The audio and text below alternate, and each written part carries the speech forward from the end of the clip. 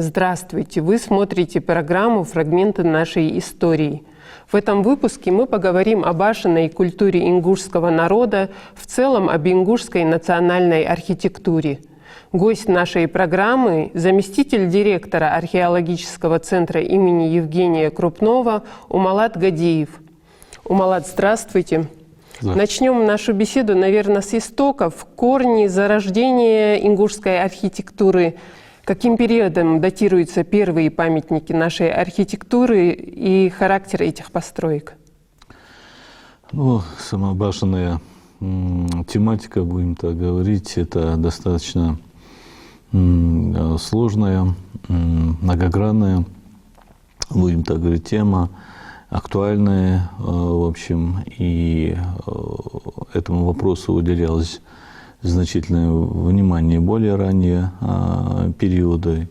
И, собственно, на то, что у ингушей есть башенная культура, архитектура, об этом говорилось еще и в источниках XVIII, даже XVII века, XIX века. В XX активно эта культура изучалась различными специалистами, как исследователями из Москвы и Петербурга, так и в советское время уже региональными нашими специалистами. Вторая половина XIX века, начало XX века, когда к культуре коренных народов Кавказа обращались очень часто, эта тема была интересной для многих исследователей. Тогда были поставлены, собственно, вопросы, а какую древность имеет эта культура, эта архитектура, и связана ли она с деятельностью местного населения.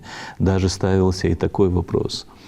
Дело в том, что на ученых, на исследователей, путешественников эти башенные постройки производили неизгладимое впечатление, и поэтому они начинали теряться в догадках, а чья это, собственно, культура. Кто возводил эти постройки? Дело в том, что ингушей тогда застали в тяжелом экономическом положении, и вот… Такой контраст получается, да, тяжелое социально-экономическое положение населения и такая изящная, высокого уровня архитектура на этом фоне. Да, именно вот это диссонанс, именно вот эти вот противоречия, да, которые они видели перед собой и рождали такие вот вопросы, такие вот, мягко говоря, сомнения. И очень часто ученые писали, вот это скорее строили там персы, там греки, еще кто-то, еще кто-то. В общем, и задавались при этом вопросом, а какую древность имеют эти башенные постройки, на чем зиждется это культурный феномен, да, это культурное явление.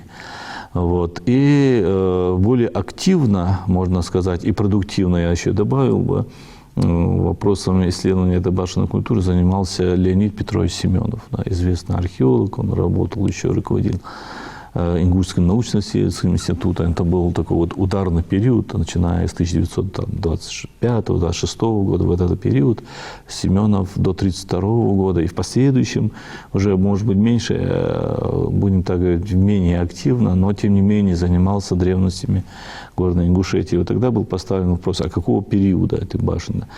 А какие самые ранние постройки, как можно их датировать, как прослеживается генезис, да, и так далее. И вот тогда были высказаны первые такие вот суждения на эту тему. И Семенов, а чуть позже и Крупнов говорили о том, что, возможно, прототипом для башенной культуры, архитектуры, для башенных построек ингушей могли являться так называемые мегалитические сооружения, которые были открыты тут же, в Горной Ингушетии. Да, собственно говоря, в окрестностях, например, селения Гикал, там, Хамки, в Карт, Дошхак, Леми, Кели и так далее, и так далее. Первые датировки этих мегалитических сооружений были высказаны, да, как я говорил, и Семеновым, и Крупновым, и эта датировка укладывалась в период существования кабанской археологической культуры. Но если говорить, если говорить точнее, это поздний этап, да, где-то там 6-5 века вот, до нашей эры.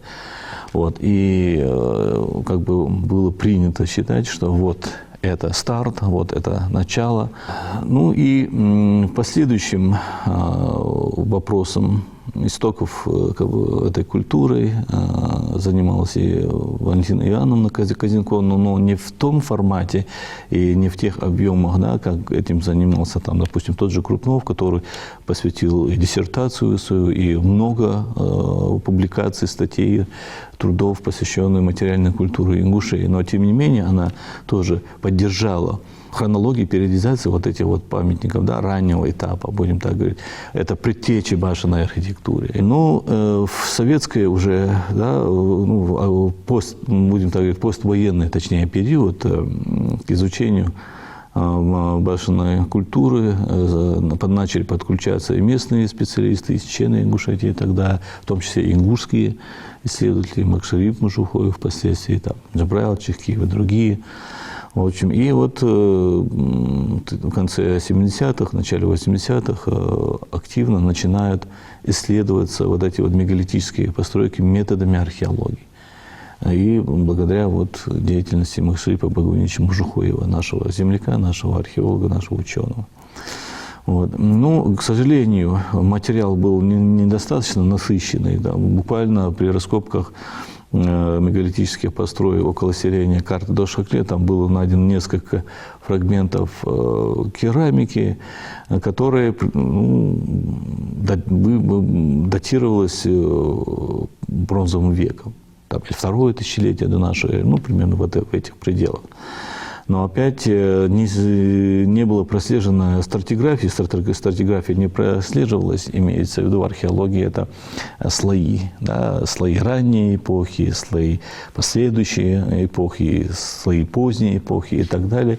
Вот этой стратиграфии там не прослеживалось. Вот, ну, вот на таких вот находках было высказано точка зрения о том, что возможно начало строительства этих конструкций из крупных мегалитических, да, из блоков, это уже скорее период второго тысячелетия до нашей эры примерно. Да. То есть еще раньше, получается? Еще, да. Вот если Крупнов и Семенов говорили, да, Казенкова в V, там 6-5 века до нашей эры, то тут уже тот материал, который получен при научных исследованиях. Мы должны понимать, что этническая территория расселения ингушей в древности или в раннем Средневековье, она отнюдь не ограничивалась рамками современной административной единиц в структуре Ингушетии, да, будь то Джарасский район или Республика Ингушетия. То есть территории, ареал расселения был несколько шире, поэтому следует искать в том числе истоки и нашу материальную культуру и за пределами наших административных современных границ нашего региона и расселения этнического. Вот. И поэтому вот этот вопрос связан с началом строительства, да, башенной архитектуры, да, формирования, точнее, башенной архитектуры, последующего развития, необходимо рассматривать в тесной связи с сопредельными регионами и областями. Ну и ученые считают, что где-то примерно в X или XI веках уже начинает примерно, да, в этот период складываться непосредственно башенная архитектура, и самые ранние башни, да, в классическом понимании следует датировать именно вот этим вот периодом. Ну, тут я вынужден сказать, что в археологическом отношении, к сожалению, жилая, допустим, башенная архитектура, она изучена, ну, можно сказать, крайне слабо, да, это если говорить в таком вот, в позитивном ключе. К сожалению, в археологии советского периода значительное внимание уделялось все-таки погребальным сооружениям, там, склепам, да, и культовым. Храмы, святилища и так далее. Башенная тематика, она несколько не привлекала, будем так говорить, внимания. А чем это объясняется, Умалат?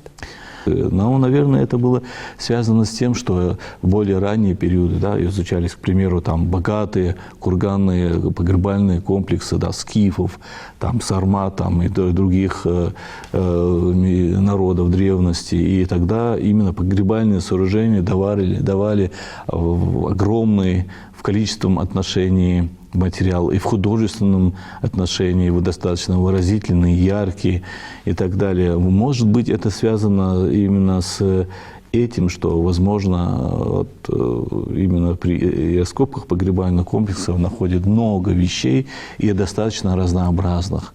Больше информации получается, да, о бытии, о жизни того времени. Да, и что касается культовых построек, то, конечно, при исследовании храма, святилищ тоже, разумеется, обнаруживается достаточное число тех или иных интересных артефактов, предметов археологии, вещей, значительных культурных ценностей. Самое интересное, что в целом эта башенная тематика, она намного интереснее, как мы говорили, и исследователи, и ученые, путешественники в XVIII-XIX веках, да, в более раннее время, те, кто бывали здесь, они прежде всего обращали внимание на башенную архитектуру.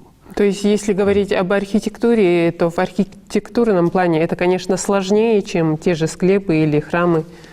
Да, и получилось, что археологически они практически не раскопаны. Когда зарождалась жизнь конкретно в отдельно взятой башенной единице, когда функционировала, какой период, какие столетия, а может просто десятилетия и так далее. Поэтому здесь очень важным моментом, очень важной проблемой, я бы даже сказал, является археологическая нераскопанность этих башенных конструкций в целом. Умалат, раз уж мы отчасти заговорили о том, что акцент больше был в научном плане, в исследовательском плане на тех или иных видах. Вот если в общем говорить о классификации, основные виды вообще сооружений в нашей национальной архитектуре ингушской, и вообще кем эта классификация изначально впервые была разработана, кто над этим работал? В 1920-е годы, как я говорил, активно с архитектурными памятниками города Ингушетии работал археолог Леонид Петрович Семенов, и архитектор Щеблыкин. Вот вместе они достаточно плодотворно работали, очень много у них материала было разработано, выявлено, опубликовано. И впервые классификацию, типологию архитектурных комплексов города Ингушетии разработал Семенов. Да, вместе с Щеблыкиным, но тем не менее в публикациях идет Леонид Петрович Семенов. В общем, тогда в целом архитектурные объекты были разделены на несколько групп. Да, это и замковые, отдельные замки, замковые комплексы, затем культовые и погребальные. А внутри уже этой категории памятников было предложено дробное такое деление. Да? Уже, допустим, для башен было предложено несколько типов. Да? Понятно, что есть боевые и жилые башни. Боевые уже тоже подразделялись на подвиды. Боевые башни с плоской кровлей, боевые башни с зубцами и с коническими камнями на углах. И третьи, знаменитые наши башни с пирамидальной ступенчатой крышей. В общем, для склеповых памятников тоже была разработана типология, подземные склепы, полуподземные и наземные. И, кстати говоря, и для тех, и других была предложена хронология периодизации. Хотя и относительно, то тем не менее, и в основе своей классификации и эта периодизация, которая была предложена Семеновым еще тогда, работает, в принципе, и сегодня с тем или иным уточнением. В общем, действительно, если брать склеп, если говорить о склепах, то подземные склепы, само название отражает суть. Да? Подземные склепы – это склепы, которые полностью скрыты в грунте, в толще земли. Они более раннего периода.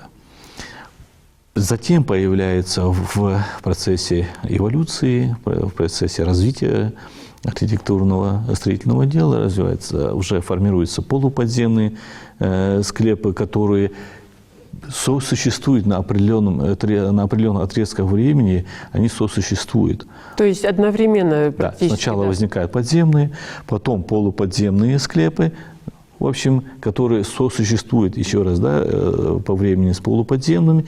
Потом эти полуподземные уже где-то в начале 15-го, ну, примерно в 15 веке исчезают, появляются уже надземные, когда весь объем постройки вынесен наружу.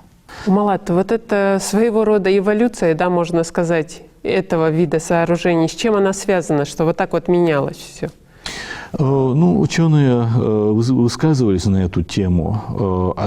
Тут не обязательно, может быть, да, рост, будем так говорить, само развитие строительного дела, но, может быть, и какие-то идеологические, в общем, вопросы, потому что частично, мы это знаем, строительство погребальных сооружений в любом случае связано с идеологией, с мировоззрением населения. В общем, вот некоторые археологи предполагают, что тут уже полуподземные склепы – это уже период, ну, в Горной Ингушетии, это где-то там 12-15 века. Это достаточно бурный период в жизни наших предков, да, это монгольский период на нашествие, да, кочевников, постоянные войны, постоянные и вот эти вот сражения. И, кстати, эпидемии тоже существовали в этот период в достаточно активной фазе. И все это могло вот повлиять на то, что погребальные комплексы уже несколько иного плана, когда уже часть выносится наружу, чтобы совершать периодические вот эти вот захоронения. Ну и предполагается, ну пока это только мысли археологов, но тем не менее, что в количественном отношении погребений в полуподземных уже было больше, чем в подземных. В практике моих исследований я могу сказать, что действительно в подземных склепах они меньших форм, меньших параметров по объему, и там может быть там, от 10 там, до 20 костяков, ну, примерно в этих вот пределах. В общем, а в полуподземных, дальше уже надземных, это вообще очевидно, здесь уже количество погребений за сотни в каждом склеповом комплексе. Если подземные и полуподземные именуются, да, в общем, Имар, а эти уже Мялхаркаш. Но добавлю еще, что, конечно, в статистическом отношении, конечно же, наземных склепов, ну, очень много. Строились подземные, частично полуподземные склепы, в общем, в мягком грунте. Возможно, что на строительство и формирование уже наземных склепов могли повлиять и экономические причины, потому что мы знаем, что плодородная земля, более-менее ровные участки, они нужны были для ведения сельского хозяйства. Потому что при большом количестве населения необходимо, что ниша, географическая ниша, которая сможет в буквальном смысле прокормить этих людей. А использование ровных площадок с мягким грунтом, хорошей плодородной землей для строительства погребальных комплексов, это было экономически нецелесообразно. И поэтому наземные постройки, наземные склепы, Мялхаркаш, практически все они построены на непригодных для сельскохозяйственного использования участках. Действительно, это так. Малат, как раз-таки мы заговорили о выборе мест для строительства. Если говорить о местах строительства башен, прочих сооружений, построек, это строительство не было спонтанным, произвольным, тщательно продумывали, выбирали места. Если в общем перечислить вот критерии, по которым выбиралось место для строительства тех или иных сооружений? Да, конечно. Но прежде всего это привязка к водной местности. Мы знаем, что без воды нет жизни. Поэтому строительство жилых башен, вообще башен на поселении, вообще поселение в целом, конечно, приурочивалось к водным источникам, будь то родник, там, ручеек или же река. Хотя, может быть, есть там исключения. Вот, к примеру, башня Гигала. Да, она построена на отвесной скале. Да, это единичные случаи, но тем не менее, даже они привязывались к родникам, к родникам, или это родник протекал непосредственно через башню или же рядом с башней. Вот. Но, тем не менее, вот такие вот исключительные случаи, когда строили там на отвесных скалах, есть, конечно, предания, связанные с тем, почему, собственно говоря, вот, допустим, та же башня Егала появилась именно на отвесной скале. На это есть свои причины. Вот. А так, в общем и в целом, это использование, как я говорил, основных таких вот групп водных источников.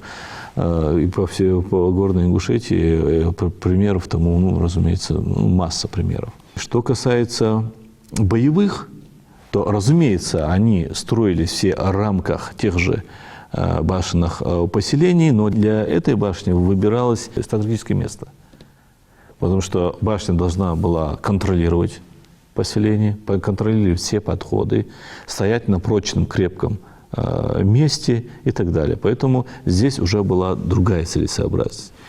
Что касается культовых памятников, да, если говорить о таких вот крупных, более-менее крупных святилищах, храмах, в том числе и, там, и христианской культуры, и языческой, и так далее, то их старались строить да, в отдалении от непосредственно поселений, в большей части на высотах. Это тоже объяснялось. Дело в том, что любой верующий, любой паломник, который преодолевает трудности на пути к, допустим, тому же святилищу, да, к тому храму, в общем, преодолевая вот это вот сложности, он уже достигает какой-то, будем так говорить, связи духовной с этим культовым объектом. Что касается других культовых памятников, да, допустим, так называемых столпообразных, столпообразные памятники, да, столпообразные святилища, они, конечно, отличаются. И эти столпообразные святилища порою соседствуют с башнями. Они расположены в черте поселков.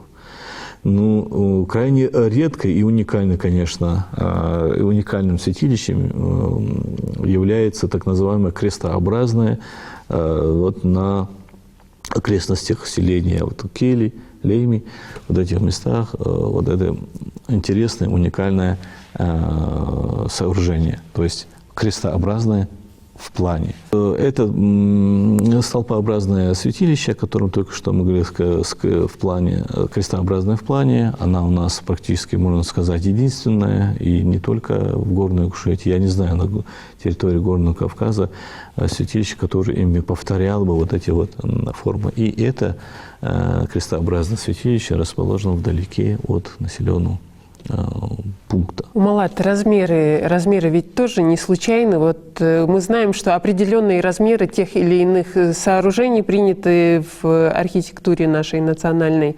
Чем определялись вот эти размеры? Определенная высота, ширина, несколько там этажей, определенное, опять-таки, количество этажей в башнях боевых, полубоевых? Ну, для того, чтобы строить, допустим, боевую башню, ну, нужно прежде всего думать о обороне. Как обороняться, как эффективно обороняться.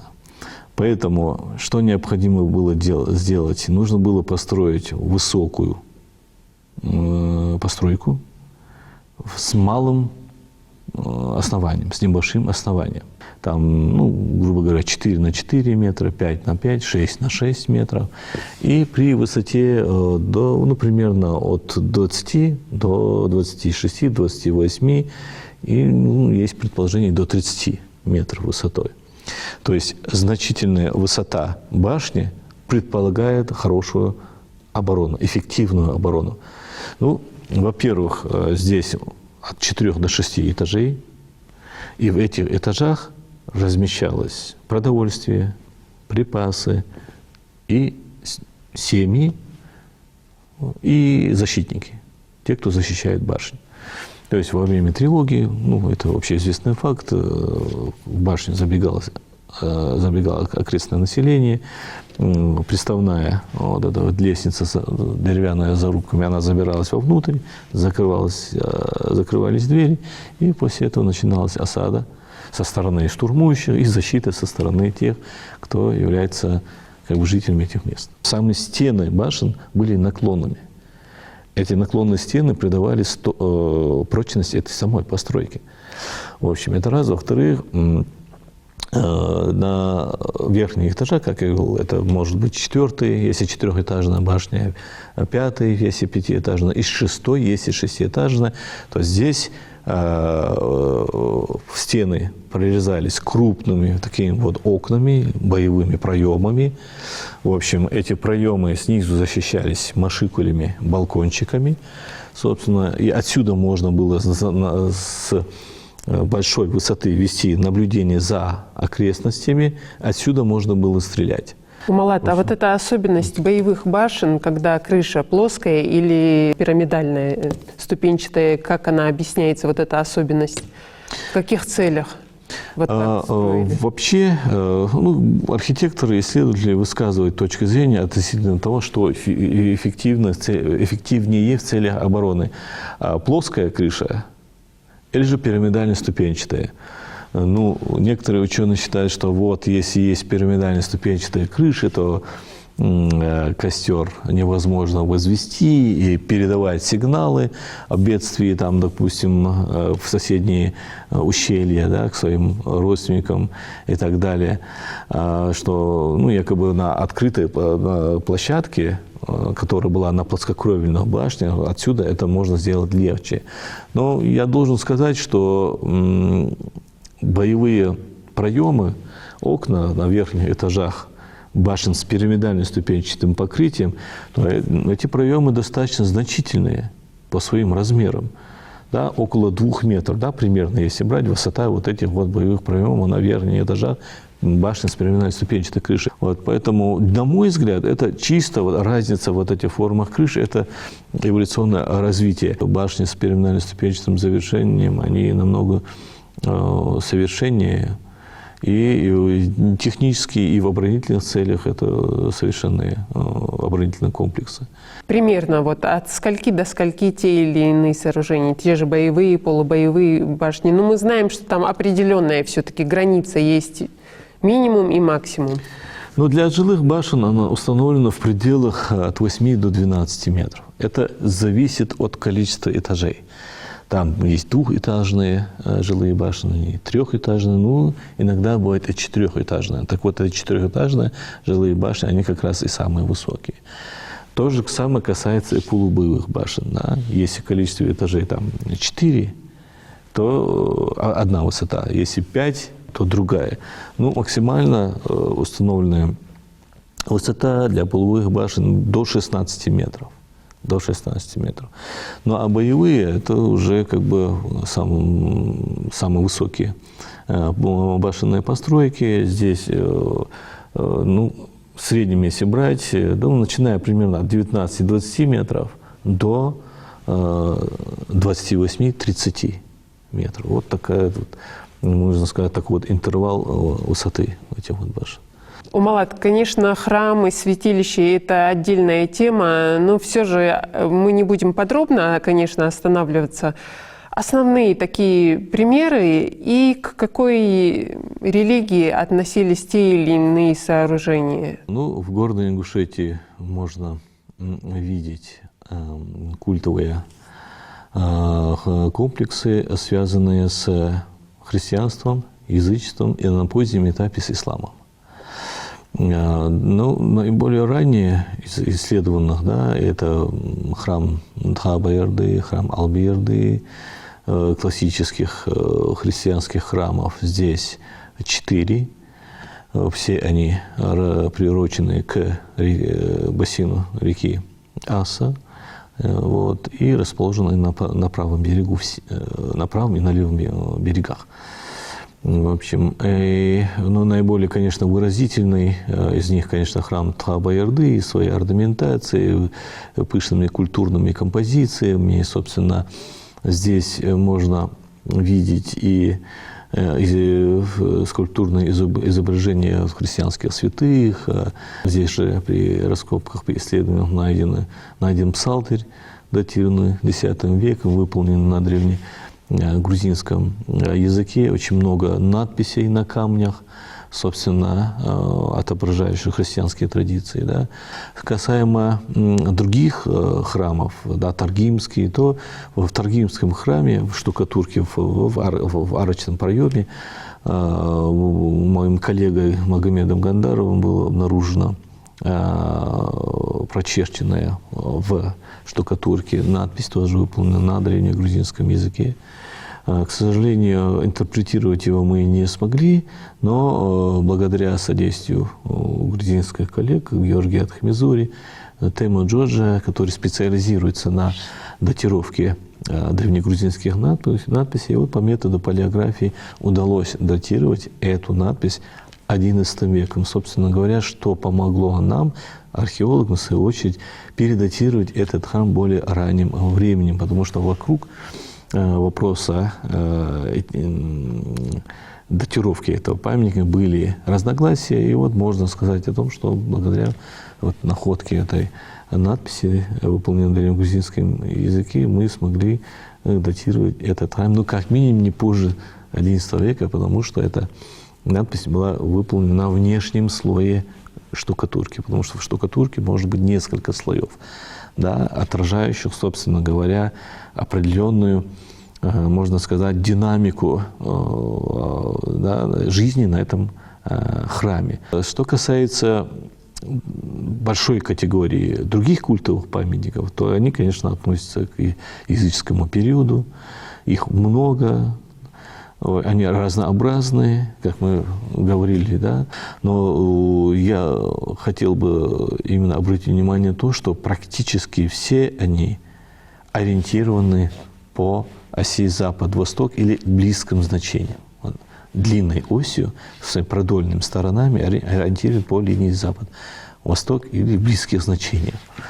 Есть, конечно, храмы, которые выбиваются из этого ряда, которые ориентированы строго по линии север-юг. Это, допустим, святилище Тушоли в Бархане, или же святилище Тушоли в Кок, селение Кок, или как его называют, Кок-Ерда. Но в общем и в целом по своим формам они, конечно же, идентичны. Да, есть небольшие отклонения, но наиболее крупные среди вот этих вот прямоугольных в плане построек, конечно же, Маги-Ерды, Тумго-Ерды, Дзорах Диала в Гадаборше, святилище Диала в Карте. Это достаточно крупные постройки, там, длиной до 10-11 метров, да, вот этих вот пределах.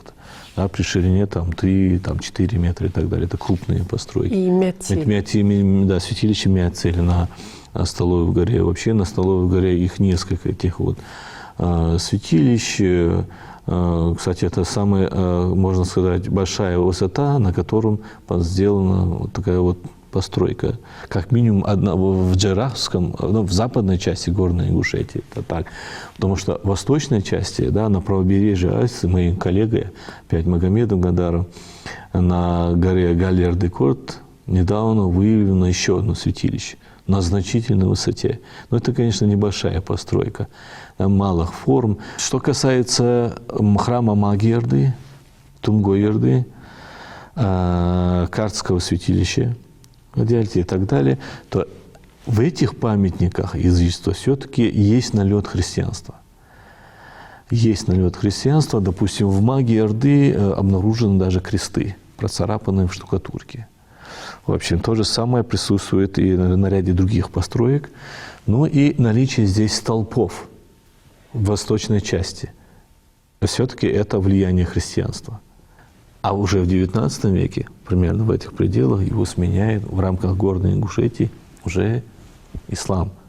Ислам – этому подтверждение и погребальные комплексы с установленными с западной стороны, ну, я имею в виду захоронения, чурта, стелы, да, ну, по мусульманским канонам. Ну, и здесь же начинают строить мечети.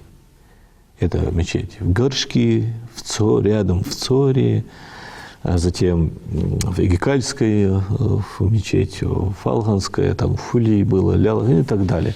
То есть здесь, в Горной Ингушетии, мы видим именно памятники культовой архитектуры, связанные с тремя религиозными мировоззрениями: христианство, язычество и ислам.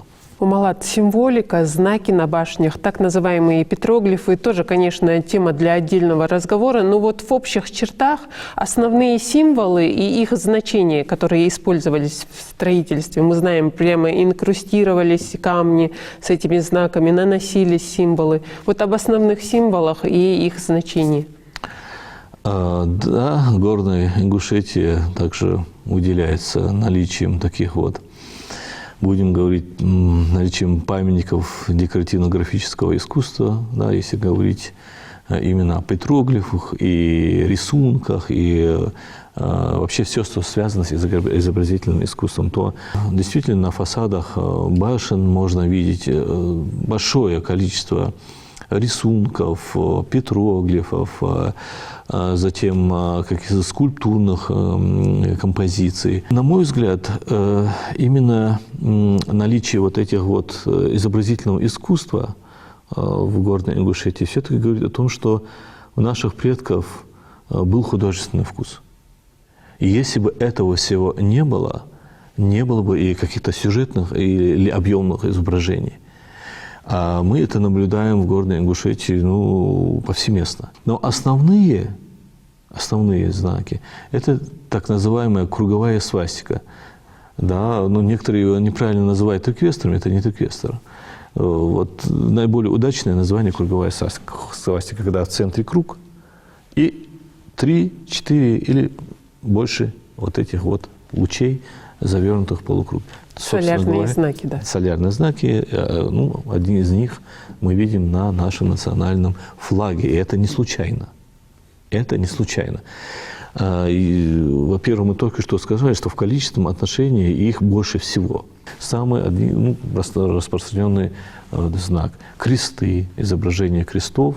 Это тоже, кстати, солярный символ. Он тоже связан с культом Солнца, как и вот круговая свастика, вообще классическая свастика, круговая свастика, вот крест в круге, это солнечный символ. Вот, например, крест в круге можно обнаружить в Керби, на фасадах башен Керби, к примеру. Крестов, да, равноконечных. Это древняя символика. Она не связана отнюдь однозначно с христианством. Это символика, которая известна в культурах древнего периода. В общем, тоже изображал, тоже является символикой солнца. Круг, как мы говорили, и так далее. В общем, и какие-то замысловатые знаки. Изображения животных, да, схематичных, но тем не менее, да, попытка изображения лошадей, каких-то других животных, людей. Если говорить о башенных сооружениях, то эти кресты Голгофы сопровождают только боевые башни и только башни с пирамидальным ступенчатым покрытием. Да, вот это интересный момент. В общем, это достаточно, мне кажется, сложное по сооружению, как говорится, рисунок, потому что он выполнялся в процессе кладки, путем выборки. Потому что, мне кажется, вообще удивительно, как наши ингушские средневековые архитекторы выводили вот эти вот узоры, вот эту вот декоративку, да? Потому что они же должны были строили же изнутри, да. И путем выборки камней они одновременно думать и над тем, как вот это изображение сложить. Конечно, и это изображение должно быть соразмерным. Абсолютно соразмерным, и все вот эти линии должны были совпадать и смотреться гармонично, симметрично. Поэтому вот тут вопросы. Это вопросы, которые дают и некоторые ответы о именно мастерстве ингушских архитекторов, ингушских строителей в средневековом прошлом.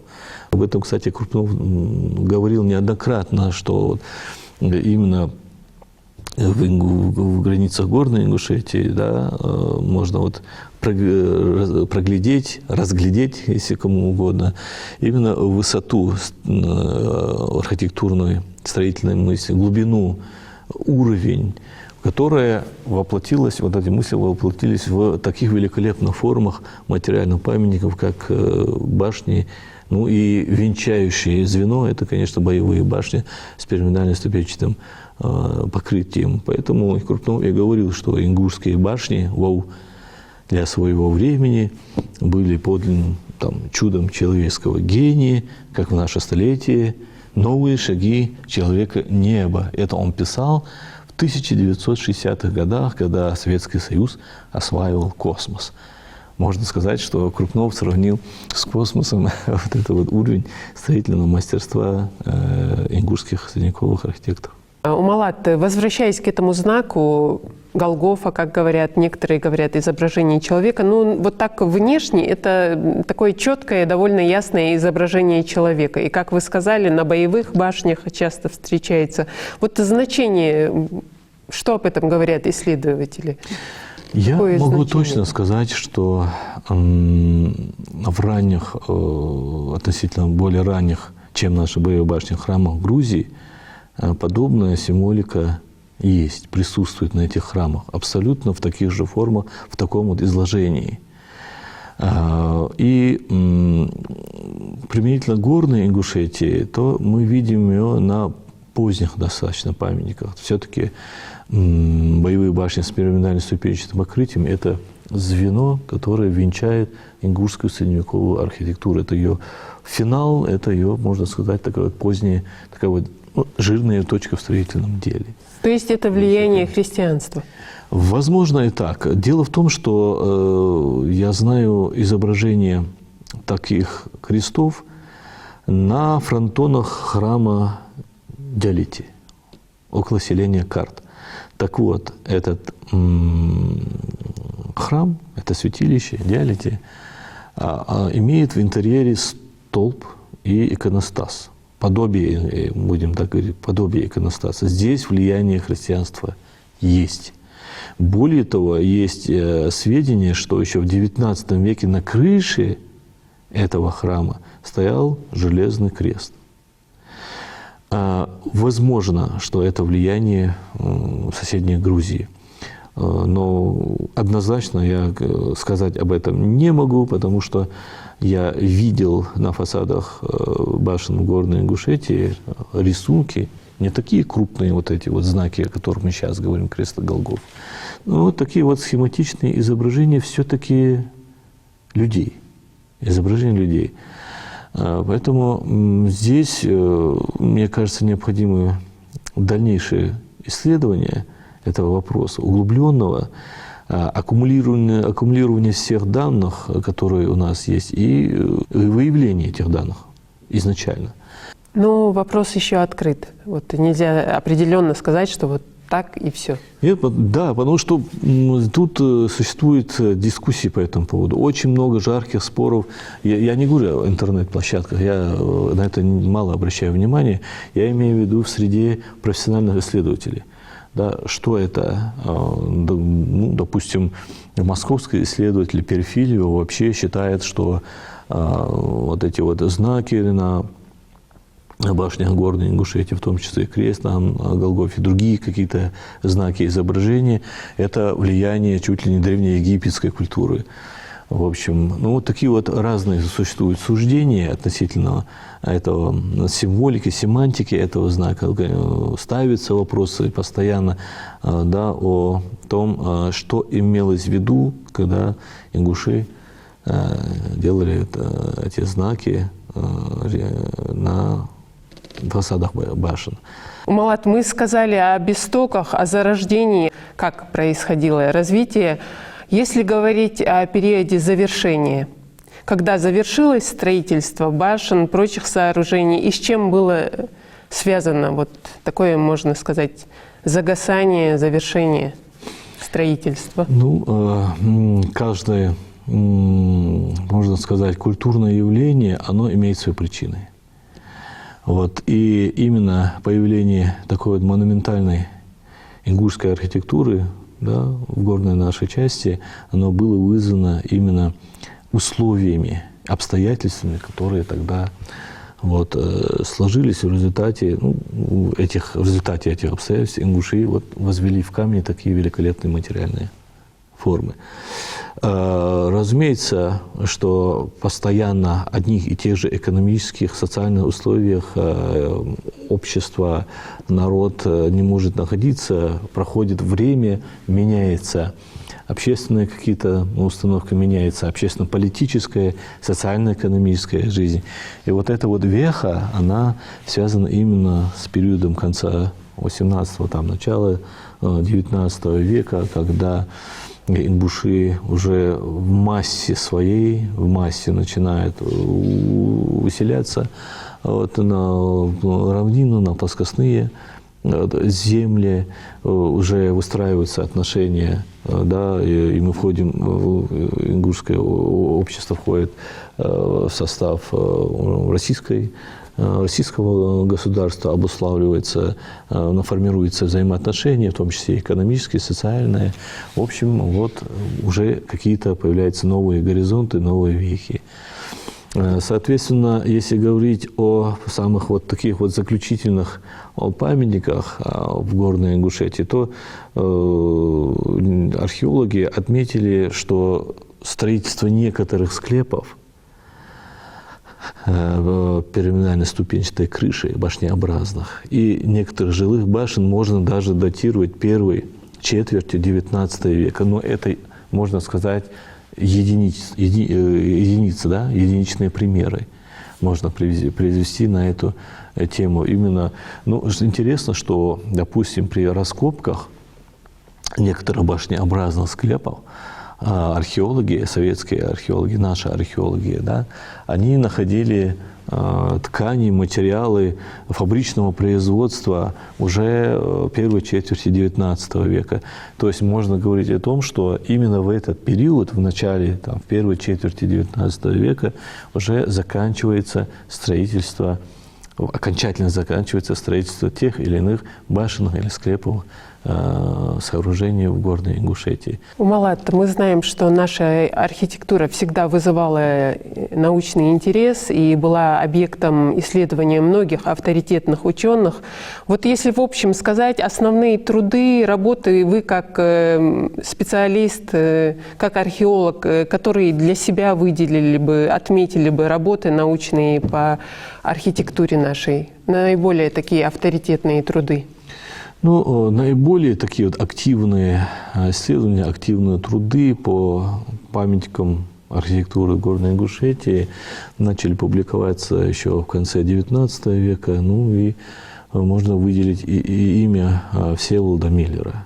Да. Дальше уже в советское время, да, уже 1920-е годы, конечно же, это Леонид Петрович Семенов, да, и архитектор Щеблыкин, Евгений Игнатьевич Крупнов, архитекторы, тот же Аркадий Гольдштейн активно писал, Сулейменко, Пищулина, затем Тменов, коллега, археолог, исследователь из Владикавказа, писал в том числе и по нашим памятникам. В общем, тот же Кокив, другие. И, разумеется, я выделил бы наших исследователей, специалистов, которые плодотворно работали с памятниками материальной культуры Горной Ингушетии. Это, безусловно, Макшарип Богданович Мужухоев, Джабраил Юрьевич Чахкиев. Вот эти можно сказать, основные исследователи. На современном этапе работа ведется различными специалистами, и мы работаем в этой области. Я бы также хотел упомянуть имя архитектора Дениса Викторовича Белецкого, который активно участвовал и в проведении археологических работ на храме Тхаа-Байырды. У него много публикаций по нашим культовым памятникам. Частично он писал также и про теме башенной архитектуры. Кстати говоря, о тех же крестах, голгофах, рельефных блоках храма Тхаа-Байырды и так далее.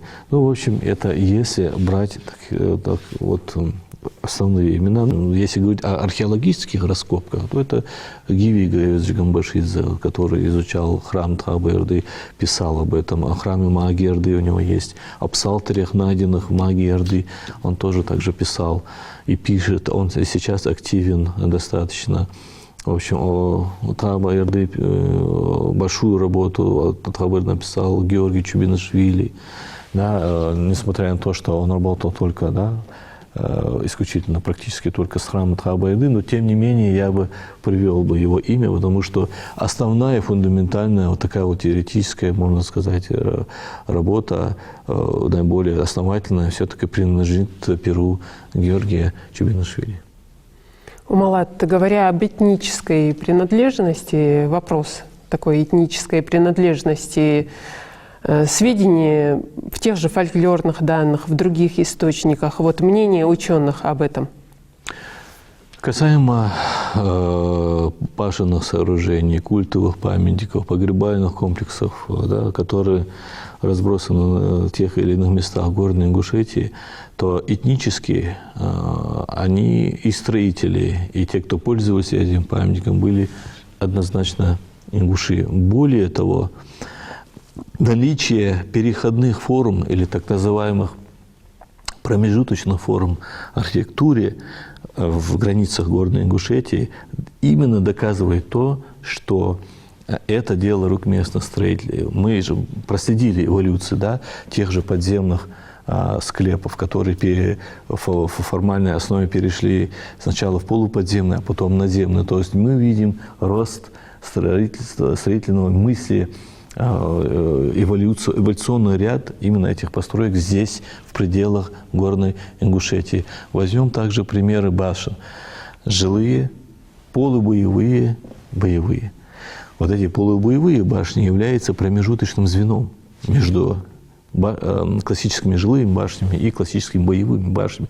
То есть мы здесь видим именно переходные формы, что демонстрирует эволюционный ряд. Это опять говорит в пользу того, что строили эти комплексы именно наши предки, именно то население, которое проживало в Горной Ингушетии вплоть до 19-го, вплоть до 20 века и вплоть до современной действительности. В общем, и фольклор только это подтверждает. Более того, наши фольклорные источники показывают, что наши строители работали и за пределами Ингушетии. Они строили в Грузии, строили в Чечне, строили в горной части Осетии. Боевая башня в Даргавсе, так называемая башня Мамсова, да, она построена ингушским мастером. И самое интересное, самое симптоматичное, то, что об этом рассказывают наши источники еще в 1920-х годах. То же самое рассказывали источники фольклорные и в горной части Осетии. То есть местные старожилы тогда, в 1920-е, 30-е годы, говорили, рассказывали о том, что эти башни построены ингушскими мастерами. Поэтому тут однозначный вердикт – это архитектура связана исключительно с нашим ингушским, как говорится, этническим ядром, с ингушским народом. То есть это наша, можно сказать, культурная печать. Такой вопрос, который в последние, может быть, годы имеет место быть. Параллели, схожесть с архитектурой других народов. К примеру, вот башни индейцев Анасазии или выявленные в китайской провинции Сычуань, тибетские так называемые звездные башни. Вот как вы можете это объяснить? Ну, чисто внешне очень похоже. Ну, здесь можно лишь говорить о том, что сложились общие обстоятельства, общие условия. В той или иной мере башенные сооружения связаны с горными системами, с горными хребтами, с горными районами. То есть сама местность уже определяла вот такой внешний вид? Да, да. И плюс мы говорим да, сейчас о географическом аспекте, но и социально-экономические условия должны были сложиться, да, общие и для этого района, и для второго, и для третьего, чтобы могли вот это развитие, вот это уровень, можно сказать, развития общества, экономики этого общества, социальное развитие должно было привести к тому, что все это, результатом этого развития стало возведение именно этих объектов. То есть, когда наступают такие общие условия, тогда возникают такие вот формы сооружений. И, как я и говорил, они практически всегда привязаны только к горному району. Умалат, мы благодарим вас за интересную беседу, зная, что археологический центр ведет постоянно активную работу в плане исследования наших архитектурных памятников, вообще памятников нашей древности. Желаем вам успехов в дальнейшей вашей работе и ждем новых открытий, новых результатов. Будем с интересом за этим следить. И, конечно, хотелось бы поблагодарить за внимание наших зрителей. Всего вам доброго.